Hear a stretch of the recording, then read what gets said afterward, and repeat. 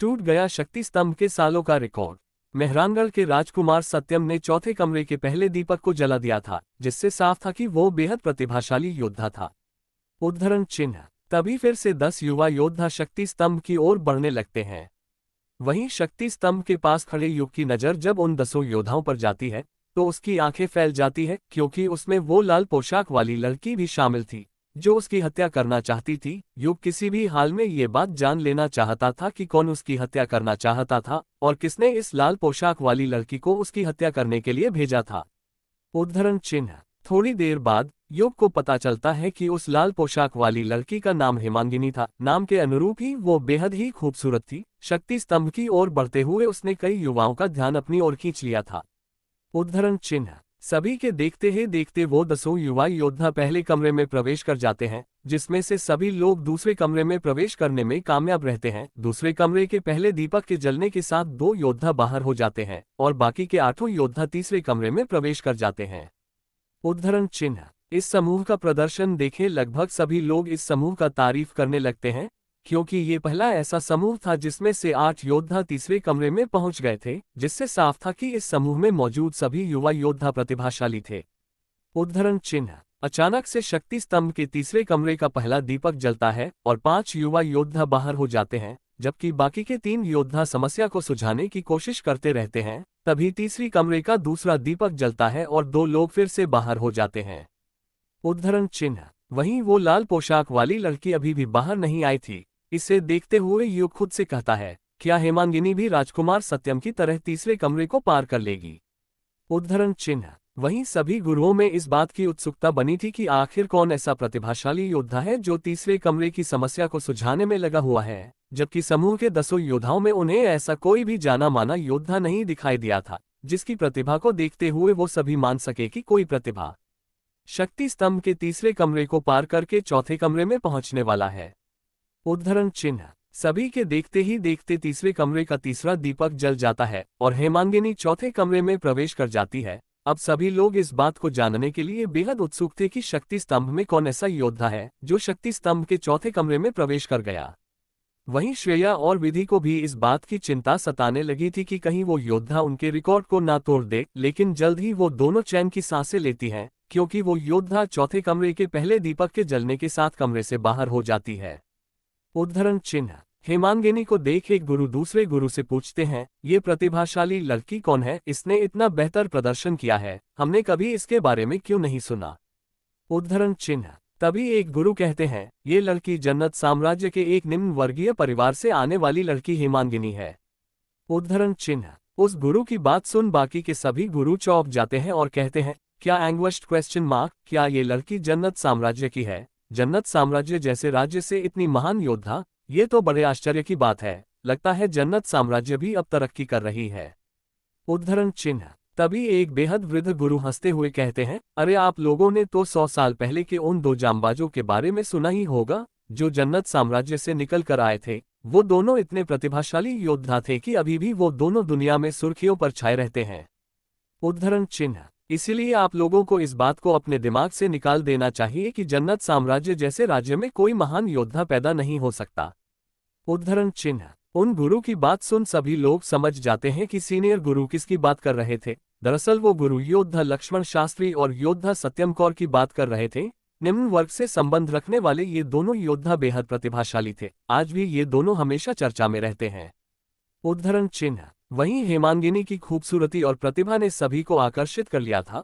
उसकी प्रतिभा को देखते हुए ये कहना गलत नहीं होगा कि हेमांगिनी अब गुरुओं के आंखों की तारा बन चुकी थी, क्योंकि सभी गुरुओं का ध्यान इस समय उसी पर था। वहीं कई लड़कियां उससे ईर्ष्या करके जल भून रही थी। फिलहाल परिसर में मौजूद लगभग सभी लोग उसी के बारे में बातें कर रहे थे। युवाओं में हेमांगिनी को लेकर अलग ही टिप्पणी छिड़ी हुई थी। बहुत से युवा योद्धा उसे पाने की ख्वाब देख रहे थे। उद्धरण चिन्ह। एक योद्धा कहता है, काश मुझे हेमांगिनी की तरह खूबसूरत और गुणवती पत्नी मिल जाती, मेरा तो भाग्य ही चमक जाता। उस योद्धा के पास खड़ा योद्धा उसके बात को सुनकर उसका उपहास उड़ाते हुए उससे कहता है, बेटे तुम औकात से बड़े ख्वाब पाल रहे हो। अगर तुम जैसों को उस जैसी होनहार लड़कियां मिल जाएंगी तो राजकुमार सत्यम जैसे जाबाज योद्धा क्या घंटा हिलाएंगे। उद्धरण चिन्ह। लगभग इसी तरह की बातें सभी युवाओं के बीच चल रही थी। उद्धरण चिन्ह। वहीं इधर फिर से 10 युवा योद्धा शक्ति स्तंभ की ओर बढ़ने लगे थे। इस समूह में 2 जाने माने बेहद प्रतिभाशाली योद्धा भी जा रहे थे। वो दोनों कोई और नहीं बल्कि विपुल और अंजलि थे। वहीं युग और समीर भी इसी समूह में थे। उद्धरण चिन्ह। इस समूह को देख सभी लोग बेहद उत्साहित हो जाते हैं, क्योंकि इसमें लगभग सभी लोग प्रतिभाशाली थे। खासकर विपुल और अंजलि, इन दोनों को सभी लोग बखूबी से जानते थे, जबकि युग और समीर को हेमांगिनी और गुरु ध्यानचंद के सिवा और कोई नहीं जानता था। उद्धरण चिन्ह। युग समूह के साथ बढ़ते हुए शक्ति स्तंभ के पहले कमरे में प्रवेश कर जाता है। पहले कमरे में प्रवेश करते ही वो एक जादुई कमरे में पहुंच जाता है, जहां उसके सिवा और कोई नहीं था। उस कमरे के दीवारों पर चित्रकारी और नक्काशियां की हुई थी। वो सभी इतनी अविश्वसनीय थी कि कोई भी उन पर से आसानी से अपनी निगाहें नहीं हटा सकता था। हालांकि युग की आध्यात्मिक शक्ति 12वें स्तर पर थी, इसलिए वो तुरंत समझ जाता है कि दीवारों पर की हुई चित्रकारी और नक्काशियां योद्धाओं को भ्रमित करने के लिए बनाई गई है, ताकि योद्धा अपने लक्ष्य को भूलकर इन्हें देखने में खोया रहे। उद्धरण चिन्ह। तभी युग कमरे में अपने निगाहों को दौड़ाने लगता है और तभी उसे कमरे में पड़ा एक बहुत बड़ा सुनहरा बक्सा दिखाई देता है। युग जल्दी से उस बक्से के पास आ जाता है और उसे खोलने की कोशिश करने लगता है, लेकिन तभी कमरे में आवाज गूंजती है। उद्धरण। बक्से को खोलने के लिए उसमें अपनी आध्यात्मिक शक्ति इंजेक्ट करो और कमरे में मौजूद सभी चाबियों में से असली चाबी की पहचान करो। असली चाबी के मिलते ही तुम दूसरे कमरे में पहुंच जाओगे। उद्धरण चिन्ह। उस आवाज को सुन युग जल्दी से बक्से में अपनी आध्यात्मिक शक्ति इंजेक्ट कर देता है और तभी कमरे के दीवारों पर बनी सभी चित्रकारियां और नक्काशियां गायब हो जाती हैं और उनके जगह पर ढेर सारी सुनहरी चाबियां दिखाई देने लगती है, जिन्हें देख युग जल्दी से अपनी आध्यात्मिक शक्ति सक्रिय कर देता है और तभी उसके शक्ति के प्रभाव से असली चाबी को छोड़कर बाकी सभी चाबियां गायब हो जाती है। उद्धरण चिन्ह। पहले कमरे की समस्या सबसे आसान थी। इस समस्या को 5वें स्तर के आध्यात्मिक शक्ति वाला योद्धा भी आसानी से हल कर सकता था। उद्धरण चिन्ह। तभी युग जल्दी से उस चाबी के पास जाता है और उसको अपने हाथ में ले लेता है और तभी कमरे में तेजी से प्रकाश चमकती है और युग दूसरी कमरे में पहुंच जाता है। उद्धरण चिन्ह। वहीं इधर सभी लोग गौर से शक्ति स्तंभ को ही देखे जा रहे थे। सभी योद्धा शक्ति स्तंभ के दूसरे कमरे में पहुंच गए थे और अभी दूसरे कमरे का पहला दीपक जल रहा था। जल्द ही दूसरा और तीसरा दीपक भी जल जाता है, जिसके बाद सभी योद्धा तीसरे कमरे में पहुंच जाते हैं। उद्धरण चिन्ह। तीसरे कमरे के पहले दीपक के जलने के कुछ ही समय में 3 लोग बाहर हो जाते हैं और तभी तीसरे कमरे का दूसरा दीपक जलता है और फिर से 3 लोग बाहर हो जाते हैं, जबकि बाकी के 4 लोग तीसरे कमरे को पार करके चौथे कमरे में पहुंच गए थे और अब चौथे कमरे का पहला दीपक जल रहा था। उद्धरण चिन्ह। वहीं 4 लोगों को एक साथ चौथे कमरे में प्रवेश करता देख सभी लोग हैरान हो जाते हैं। इस समय सबसे ज्यादा उन गुरुओं को हैरानी हो रही थी, जिन्होंने सोचा था कि शक्ति स्तंभ में गए तत्काल के समूह के योद्धाओं में केवल विपुल और अंजलि ही चौथे कमरे में प्रवेश करने में सक्षम रहेंगे, लेकिन 2 और योद्धा चौथे कमरे में प्रवेश करने में सक्षम रहे, ये बात उन्हें हैरान कर रही थी। उद्धरण चिन्ह। वहीं अपने होठों पर मुस्कान लिए गुरु ध्यानचंद इस समय गौर से चौथे कमरे को ही देख रहे थे। उन्हें पहले से ही विश्वास था कि युग भी चौथे कमरे में प्रवेश करने में सक्षम रहेगा। उद्धरण चिन्ह। तभी अचानक से दूसरे दीपक के जलने से पहले ही 3 योद्धा चौथे कमरे से बाहर हो जाते हैं, जबकि एक योद्धा अभी भी चौथे कमरे में था। उद्धरण चिन्ह। ये देखकर कि अभी भी कोई योद्धा चौथे कमरे में है, सभी हैरान हो जाते हैं। वहीं गुरुओं में इस बात को लेकर बातें छिड़ गई थी। सभी कह रहे थे कि चौथे कमरे के दूसरे दीपक को जलाने वाला योद्धा विपुल होगा, और इस बात पर सभी को यकीन भी था, क्योंकि सभी ने विपुल के जानबाजी के बारे में बहुत कुछ सुना था। लेकिन तभी सभी की नज़र उन तीनों योद्धाओं पर पड़ती है जो चौथे कमरे से बाहर आ रहे थे, जिसमें विपुल भी उन्हें बाहर आता हुआ दिखाई देता है, जिसे देख सभी लोग और हैरान हो जाते हैं। उद्धरण चिन्ह। अचानक से सभी के दिमाग में एक प्रश्न दौड़ जाती है, अगर विपुल चौथे कमरे से बाहर हो गया है तो चौथे कमरे में कौन है जिसने चौथे कमरे के दूसरे दीपक को जला दिया। उद्धरण चिन्ह। वहीं विपुल, अंजलि और समीर जल्दी से स्तंभ से नीचे उतरकर स्तंभ में मौजूद आखिरी योद्धा के प्रदर्शन को देखने लगते हैं। उद्धरण चिन्ह। समीर जान रहा था कि चौथे कमरे के दूसरे दीपक को जलाने वाला योद्धा और कोई नहीं बल्कि उसका दोस्त युग था। उद्धरण चिन्ह। वहीं हेमांगिनी भी जान गई थी कि चौथे कमरे के दूसरे दीपक को जलाने वाला योद्धा युग है, क्योंकि स्तंभ से आने जाने वाले हर योद्धाओं पर उसका शुरू से ही ध्यान था। इसीलिए उसने देखा था कि अभी तक युग शक्ति स्तंभ से बाहर नहीं आया है। उद्धरण चिन्ह। सभी के देखते ही देखते चौथे कमरे का तीसरा दीपक भी जल जाता है। ये देखकर सभी के हैरानी का कोई सीमा नहीं था। सभी लोग आंखें फाड़ फाड़ के इस समय शक्ति स्तंभ को ही देख रहे थे। उनमें से किसी को भी विश्वास नहीं हो रहा था कि कोई योद्धा चौथे कमरे की समस्या को सुलझाकर पांचवें कमरे में पहुंच गया है। उद्धरण चिन्ह। वहीं विधि और श्रेया भी बहुत ज्यादा हैरान थी। किसी ने उनके बनाए रिकॉर्ड को तोड़ दिया था, जो उनके लिए बहुत दुख की बात थी। तभी श्रेया विधि से हैरानी में कहती है, आखिर कौन है वो योद्धा जो पांचवें कमरे में पहुंच गया। उद्धरण चिन्ह। श्रेया की बात सुन विधि उससे कहती है, हमें शक्ति स्तंभ के पांचवें परीक्षण कमरे में चलना चाहिए। क्या पता हमें कोई अविश्वसनीय घटना देखने को मिल जाए। उद्धरण चिन्ह। आपस में इतना बातें करके श्रेया और विधि दोनों लिस्ट को वहीं पर छोड़ शक्ति स्तंभ की ओर बढ़ने लगती हैं। शक्ति स्तंभ का कोई परीक्षण कमरा नहीं था, बल्कि जब भी कोई शक्ति स्तंभ के किसी कमरे में बिना बाकी के कमरों की समस्याओं को सुलझाए सीधे तौर पर पहुंच जाता था, तो वो परीक्षण कमरे में पहुंच जाता था, जहां से वो उस कमरे में मौजूद योद्धा और उसके समस्या सुलझाने के तरीकों को देख सकता था। उद्धरण चिन्ह। दोनों जन जल्दी से शक्ति स्तंभ के पांचवें कमरे में प्रवेश कर जाते हैं और तभी उन्हें 20 से भी अधिक काली परछाइयों से अविश्वसनीय तरीके से लड़ाई करता हुआ एक बेहद ही रूपवान योद्धा दिखाई देता है, जिसे देखकर उन दोनों की आंखें चमक जाती है। उद्धरण चिन्ह। अब आगे क्या होने वाला है? ... क्या युग पांचवें कमरे के समस्या को सुलझा पाएगा? ये जानना बेहद ही दिलचस्प होगा। ट्रेनर ध्यानचंद का प्रस्ताव। शक्ति स्तंभ के चौथे कमरे की समस्या को सुलझाकर युग पांचवें कमरे में प्रवेश कर गया था, जिससे परिसर में मौजूद सभी लोग हैरान हो गए थे। किसी को भी विश्वास नहीं हो रहा था कि उनके बीच ऐसा भी कोई योद्धा था जो शक्ति स्तंभ के पांचवें कमरे में प्रवेश करने की क्षमता रखता था। उस योद्धा ने श्रेया और विधि के बनाए रिकॉर्ड को तोड़ दिया था। हालांकि चौथे कमरे में पहुंचने वाले बहुत से योद्धा थे, लेकिन कोई भी उन दोनों के रिकॉर्ड को तोड़ नहीं पाया था। यही कारण था कि श्रेया और विधि दोनों लोग उस योद्धा की क्षमता का आकलन करने के लिए शक्ति स्तंभ के परीक्षण कमरे में चले गए थे। उद्धरण चिन्ह। वो दोनों जैसे ही परीक्षण कमरे में पहुंचती हैं, उन्हें 20 से भी अधिक काली परछाइयों से अविश्वसनीय तरीके से मुकाबला करता हुआ एक योद्धा दिखाई देता है। उस योद्धा के हाथ में एक उच्च स्तरीय तलवार था, जिससे वो इतनी अविश्वसनीय कलामबाजियां कर रहा था कि वो सभी पीले चक्र के काली छायाएं जो कि काले चक्र के योद्धाओं से शक्तिशाली होते थे, वो उसके करीब जाने में सक्षम नहीं हो पा रहे थे। वो योद्धा किसी शूरवीर की तरह उन छायाओं को पराजित करते हुए आगे बढ़ता जा रहा था। उद्धरण चिन्ह। पांचवें कमरे में एक अनसुलझी पहेली को सुलझाना था, वो भी 20 से भी अधिक पीले चक्र के काली परछाइयों से मुकाबला करते हुए। पांचवें कमरे में कोई योद्धा तभी तक टिका रह सकता था जब तक कि वो योद्धा उन काली परछाइयों से हार नहीं जाता था, अर्थात जब तक कोई योद्धा उन काली परछाइयों का सामना करने में सक्षम रहता था, तब तक पांचवा कमरा उसे बाहर नहीं करती थी और इसी बीच उस अनसुलझी पहेली को सुलझाना भी होता था। इस कमरे के समस्या को सुलझाना अंडे से पत्थर तोड़ने जैसा था, जो कि बिल्कुल नामुमकिन थी। इस कमरे की समस्या को वही योद्धा सुलझा सकता था जिसकी आध्यात्मिक शक्ति उच्च स्तरीय होने के साथ ध्यान केंद्रित करने की क्षमता बहुत अधिक हो, क्योंकि जब कोई योद्धा पांचवें कमरे में प्रवेश करके उन काली परछाइयों से मुकाबला करने लगते थे तो उनका सारा ध्यान मुकाबला करने पर केंद्रित हो जाता था, क्योंकि एक साथ 20 से भी अधिक काली परछाइयों से मुकाबला करने के लिए ताकत तो चाहिए ही, साथ में हर पल सतर्क रहने की जरूरत भी होती है, जो कि बिना ध्यान केंद्रित किए असंभव है।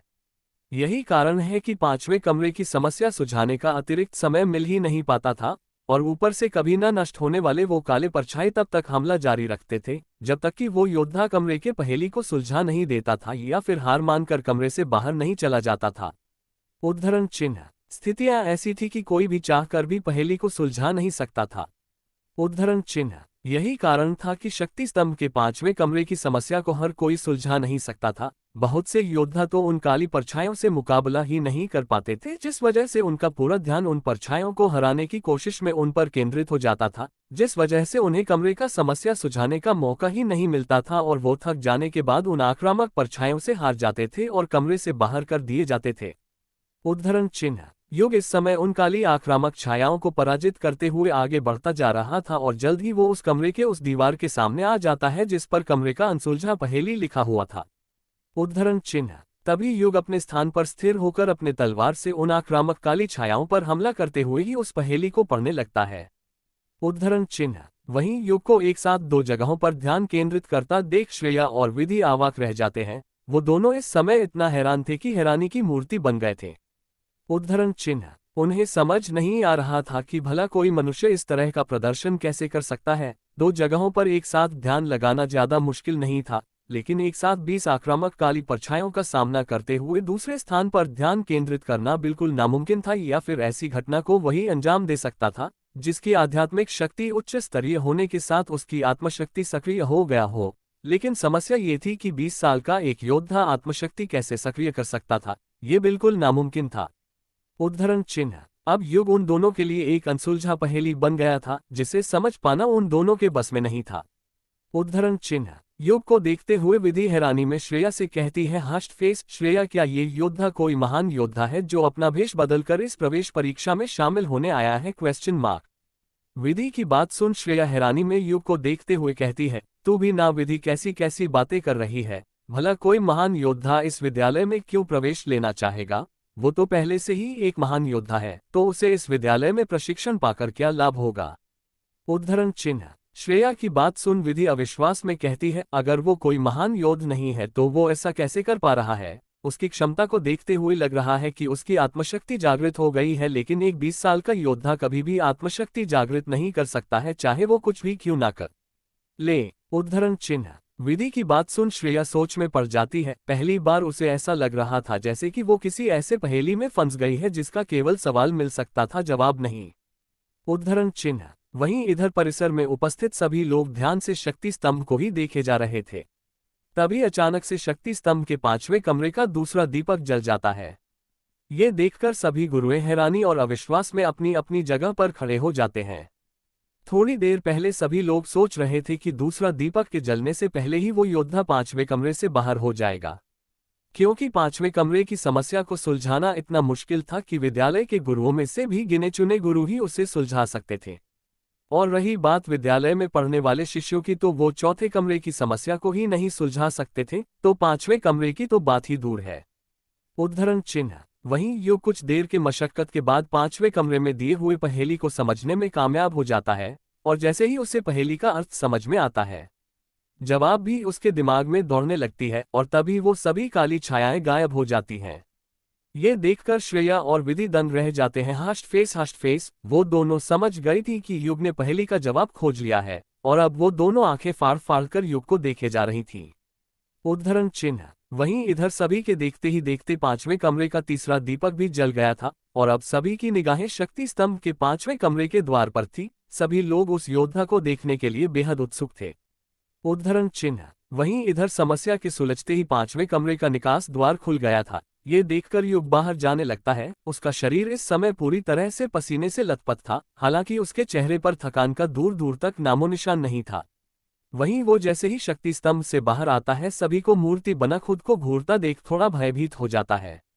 अचानक से उसके दिमाग में एक बात घूमने लगती है, कहीं मैंने कोई गलती तो नहीं कर दिया ना? अगर नहीं तो सभी लोग आंखें फाड़ फाड़ कर मुझे इस तरह से क्यों देख रहे हैं?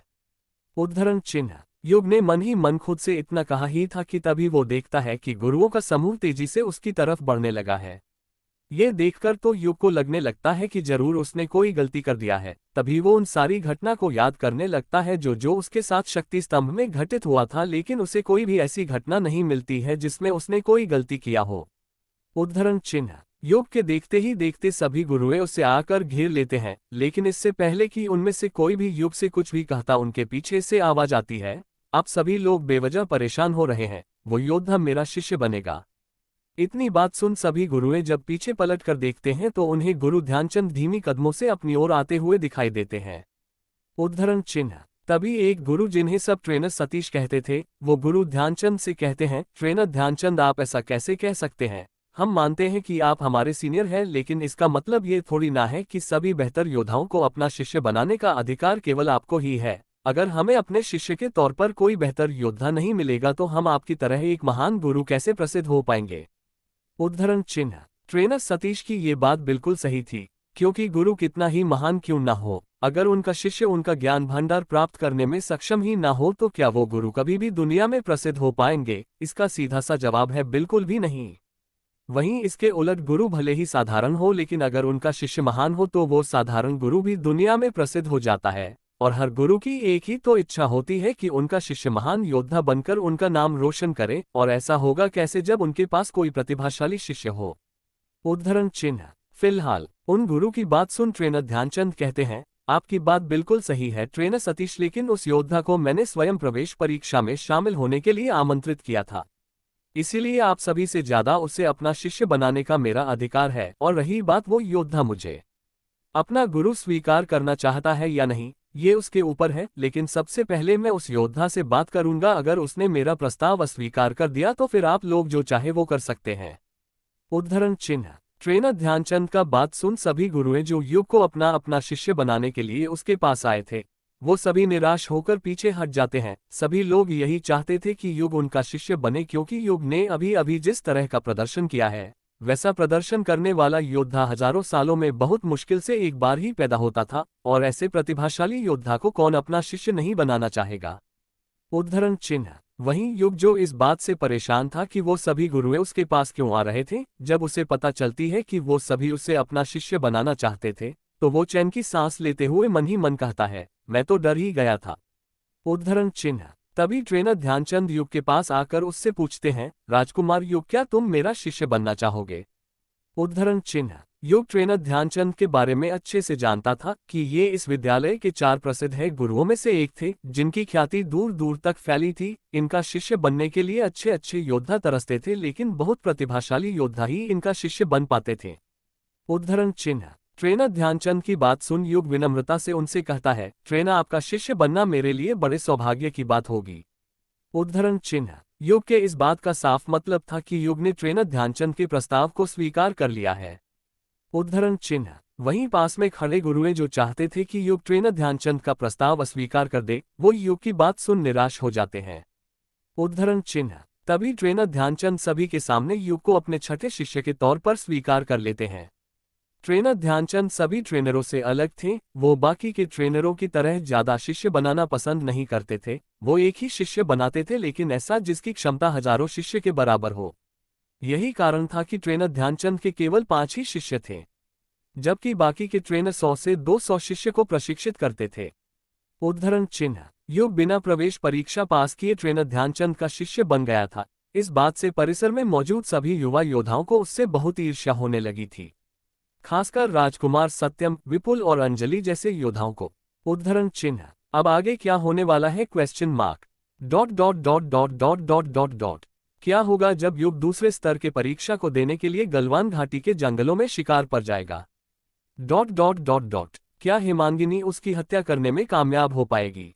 Dot dot dot dot. क्या वो सीनियर शिष्य और उसका भाई शाश्वत युग की हत्या करने की कोशिश करेंगे?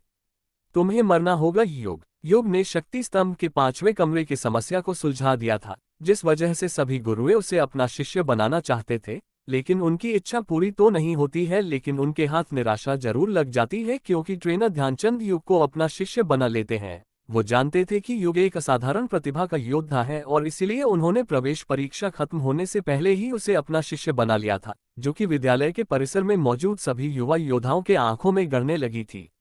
उद्धरण चिन्ह। युग का दोस्त समीर इस समय खुशी से फूले नहीं समा रहा था। शायद विद्यालय के परिसर में वही एकमात्र ऐसा योद्धा था जो युग के कारनामे से इस समय बहुत ज्यादा खुद था। उद्धरण चिन्ह। थोड़ी ही देर में गुरुओं का समूह शक्ति स्तंभ के रेंज से हटकर अपने स्थान पर चले जाते हैं, जबकि युग समीर के पास आ गया था, और तभी समीर युग को खुशी से गले से लगा लेता है और उससे खुशी के साथ कहता है, मुझे यकीन था भाई कि तू ऐसा करने में कामयाब हो जाएगा। उद्धरण चिन्ह। इतना कहते हुए समीर के चेहरे पर मुस्कान इस कदर झलक रही थी मानो जैसे कि उसके छोटे भाई ने कोई बड़ा कारनामा कर दिखाया हो। वहीं समीर के आसपास खड़े युवा योद्धा युग को ऐसे देख रहे थे मानो जैसे कि युग के सर पर एक लंबी सी सिंह हो गाय हो। सभी के मुंह खुले हुए थे, पलकें झपकना बंद कर चुकी थी, पुतलियां अपने स्थान पर स्थिर हो गई थी। नजारा ऐसा था जैसे कौवों के झुंड के बीच में हंस हो, और वो हंस सभी को परम ईर्ष्या की अनुभूति करवा रही थी। सच में आज तक उनमें से कोई भी किसी से इतना नहीं जला होगा जितना कि उन्हें आज जलना पड़ रहा है।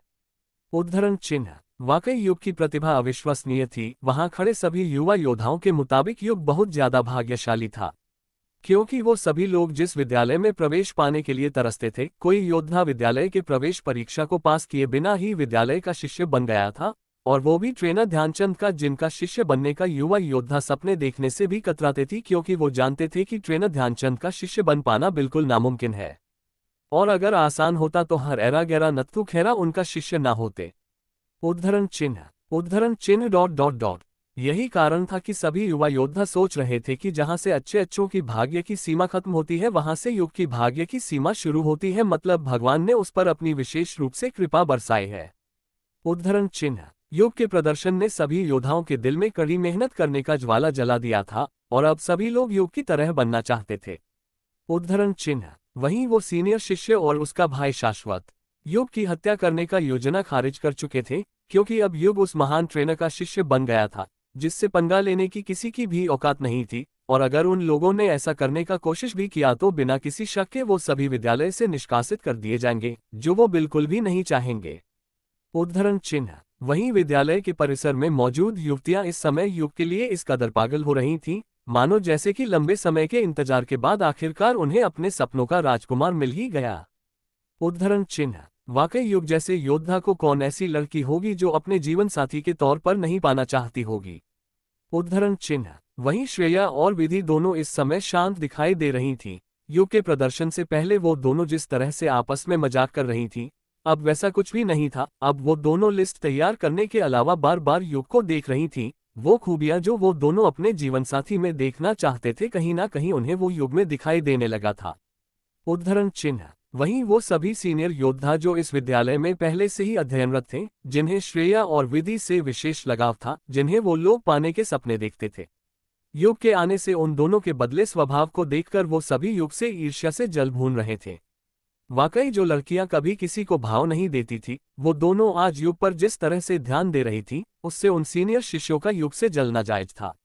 उद्धरण चिन्ह। बहुत से सीनियर शिष्य तो युग को अपना दुश्मन समझने लगे थे, क्योंकि युग के आगमन ने उनके उस उम्मीद को छीन लिया था जिसे पाने के लिए वो लोग कोई कसर नहीं छोड़ते थे, और शायद अब उनका वो टैलेंट जिसके बदौलत वो श्रेया और विधि को आकर्षित करने की कोशिश करते थे, युग के टैलेंट के सामने बेजान पड़ गई थी। उद्धरण चिन्ह। फिलहाल पहले स्तर का प्रवेश परीक्षा अभी खत्म नहीं हुआ था, अभी भी पहले स्तर पर प्रवेश परीक्षा जारी था, लेकिन अब युवा योद्धाओं के परिणाम पहले से बहुत बेहतर आ रहे थे, और ऐसा क्यों हो रहा था ये सभी लोग अच्छे से समझ सकते थे। दरअसल युग के प्रदर्शन ने उन्हें और बेहतर प्रदर्शन करने को मजबूर कर दिया था। अब सभी लोग युग की तरह उच्चतम प्रदर्शन करके नाम कमाना चाहते थे। देखते ही देखते पहले स्तर की परीक्षा समाप्त हो जाती है और अब दूसरे स्तर के परीक्षा के प्रारंभ होने का समय आ चुका था।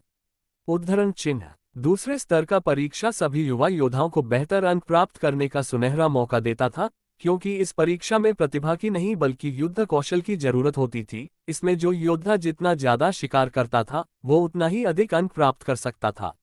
यही कारण था कि लगभग सभी युवा योद्धा दूसरे स्तर के परीक्षा को ज्यादा अहमियत देते थे। उद्धरण चिन्ह। उद्धरण चिन्ह डॉट डॉट डॉट। तभी परिसर के मंच पर एक गुरु आकर सभी को दूसरे स्तर के परीक्षा के बारे में बताने लगते हैं। दूसरे स्तर के परीक्षा में सभी प्रतिभागी युवा योद्धाओं को गलवान घाटी के जंगल में जाकर शिकार करना था। गलवान घाटी के जंगल में विद्यालय द्वारा शिकार के लिए निर्धारित क्षेत्र में 3 स्तर के जानवर छोड़े गए थे और बहुत ज्यादा खूंखार जानवरों को निर्धारित क्षेत्र से दूर भगा दिया गया था। इसके लिए निर्धारित क्षेत्र सीमा पर शक्तिशाली सैनिक भी तैनात किए गए थे, ताकि सीमा क्षेत्र के अंदर कोई भी खतरनाक और जानलेवा जानवर प्रवेश न कर सके। हालांकि शिकार के लिए निर्धारित क्षेत्र में ही इतने खूंखार और खतरनाक जानवर थे कि वो पीले चक्र के तीसरे सितारे के योद्धा की भी आसानी से हत्या कर सकते थे। सभी युवा योद्धाओं को अधिक से अधिक शिकार करने का छूट दिया गया था। तीनों स्तर के जानवरों में से कम एक एक जानवर का शिकार करना अनिवार्य था, अन्यथा की स्थिति में दूसरे स्तर के परीक्षा में फेल कर दिया जाता था। सभी युवा योद्धाओं को उन जानवरों का शिकार करके उनका हृदय एकत्रित करना होता है, जिन्हें जमा करके वो अधिकतम अंक प्राप्त कर सकते थे। उद्धरण चिन्ह डॉट डॉट डॉट। इस परीक्षा में सभी को सूर्यास्त होने से पहले विद्यालय के परिसर में लौट जाना होता था। उद्धरण चिन्ह। सभी युवा योद्धाओं को नियम और शर्त बताने के बाद उन्हें शिकार पर जाने का आदेश दे दिया जाता है। जल्द ही विद्यालय का परिसर जो अभी तक खचाखच भीड़ से भरा था वो पूरी तरह से खाली हो जाता है। सभी युवा योद्धा अपने अपने पहले शिकार की तलाश में गलवान घाटी के जंगल में चारों तरफ फैल गए थे। उद्धरण चिन्ह। कुछ ही देर में जंगल से जानवरों के चीखने चिल्लाने की आवाज आने लगती है। लगातार जानवरों के चीखने चिल्लाने की आती हुई ये आवाजें इस बात की गवाह थी कि शिकार पर गए युवा योद्धाओं ने जानवरों का शिकार करना प्रारंभ कर दिया है, और अब जब तक दूसरे स्तर का परीक्षा खत्म नहीं हो जाता है तब तक ऐसे ही पूरा जंगल चीखने चिल्लाने की आवाज से गूंजता रहेगा। उद्धरण चिन्ह। वहीं इधर युग विशालकाय पेड़ों से भरे गलवान घाटी के जंगल में पहुंच गया था और अब वो अपने पहले शिकार की तलाश में था। जल्द ही उसे एक काला बाघ दिखाई देता है। वो काला बाघ 3 मीटर ऊंचा और 5 मीटर लंबा था। उसकी आंखें बड़ी बड़ी थी जो देखने में बहुत ही खूंखार लग रही थी। कुल मिलाकर वो बाघ इतना भयावह दिख रहा था कि कोई भी योद्धा उसे देखकर डर सकता था। उद्धरण चिन्ह। हालांकि युग के साथ ऐसा कुछ भी नहीं था। उसकी नजर जैसे ही उस बाघ पर पड़ती है वो अपने उच्च स्तरीय तलवार से उस पर हमला करने लगता है और जल्द ही उसे मारने में कामयाब भी हो जाता है। ये काला बाघ तीनों स्तर के जानवरों में सबसे निचले स्तर का जानवर था। युग जल्दी से उस जानवर के शरीर को चीर देता है और उसके दिल को निकालकर अपने थैले में रख लेता है और फिर अगले शिकार के लिए आगे बढ़ने लगता है। उद्धरण चिन्ह। वहीं इधर हेमांगिनी शिकार करने के साथ अपने काम को अंजाम देने के लिए युग का तलाश कर रही थी। उसे इस बात से कोई फर्क नहीं पड़ता था कि युग कितना प्रतिभाशाली है, वो किसका शिष्य है और उसका हत्या करने से उस पर कौन कौन सा मुसीबत आ सकता है। इन सब का परवाह के बिना वो जल्द से जल्द युग का हत्या कर देना चाहती थी।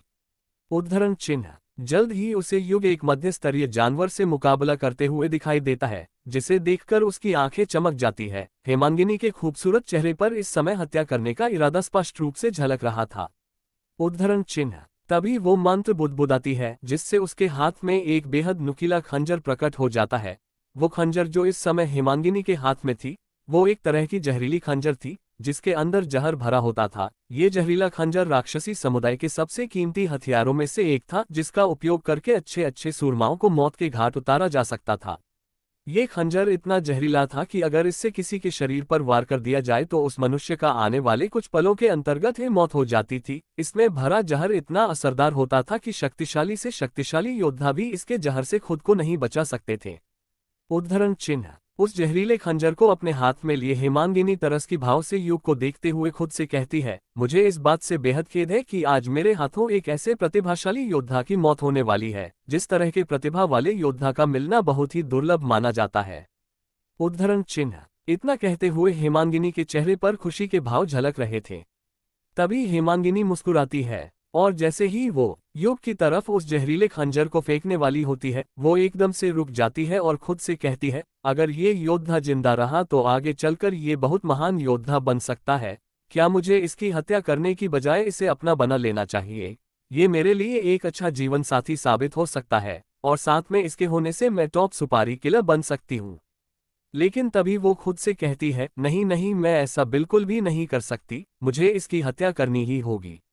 उद्धरण चिन्ह। हेमांगिनी के ऐसा सोचने का दो कारण था। पहला, वो नकारात्मक योद्धा थी और युग सकारात्मक योद्धा था, इसलिए इसकी कोई संभावना नहीं थी कि युग उसकी बात मान लेगा। उद्धरण चिन्ह। और दूसरी वजह ये थी कि अगर युग उसकी बात मानकर उसका हो भी जाएगा तो राक्षसी समुदाय उससे इसके लिए दंडित कर सकती है, क्योंकि ये एक तरह का विश्वासघात है जो राक्षसी समुदाय कभी भी बर्दाश्त नहीं कर पाएगी। उद्धरण चिन्ह। अफसोस जताते हुए हेमांगिनी एक नज़र जहरीले खंजर पर डालती है और युग को निशाना बनाते हुए तेजी से उसकी ओर फेंक देती है। बिजली की गति से बढ़ती हुई वो जहरीला खंजर पलक झपकते ही युग के करीब पहुंच जाता है। उद्धरण चिन्ह। अब आगे क्या होने वाला है? ... क्या युग उस जहरीले खंजर से मारा जाएगा? ... क्या युग का जीवन यहीं पर समाप्त हो जाएगा? ... क्या हेमांगिनी अपने मकसद में कामयाब हो पाएगी? ... ये जानना बहुत ही दिलचस्प होगा, इसीलिए जुड़े रहे इस कहानी के साथ।